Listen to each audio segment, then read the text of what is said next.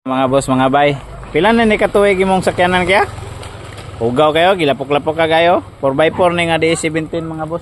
Pero mga almost 1 year pa. Pero na-upholstery na imong bangko. Mao na yung panghinambog nga bangko mga boss. Oh. Kung gusto mo magpahimo, naranes mga 6,000. Matay mga, ay mga kon-kon. compartmentary. Apil na kuya. Ay, Apil na sa 6 mil. Apil na siya. Kana mga compartment na tanan kana. Ay pakita imong pistola dia. Ay, wala.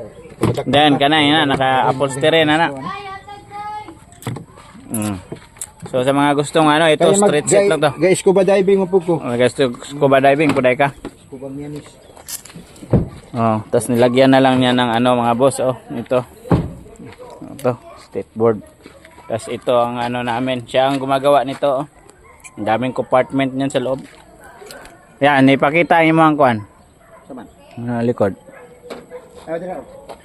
Ito sa kinan. Ikaw dyan ay. Sasakyan. Linawin mo. Oh, kaninong sticker yan? Ah, grabe, oh. Oh. Gitapat kita ng PRD-RD, oh. Tapata pa ng IPRD ng Tohan agad. So they are belong to the sa organization sa Kabilo ka na, likon gani. oh, dili na siya for eyes only. Daw. This is for the sleeping oh.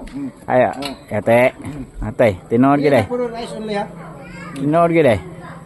Very hard. Mas hard pa ni sa ako ah. So yun lang mga boss. Oh, paano giginamit ng masyado sa uman niya.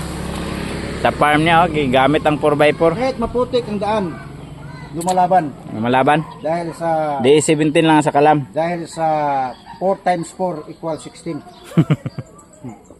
Butangan na yung sticker niya. Kung nilagyan yan, 4x4. delikado pag makadaan tayo sa paralan. Mag-answer yung mga nagiging mabuti kung 16 o 15 i-erase tapos uulitin ang answer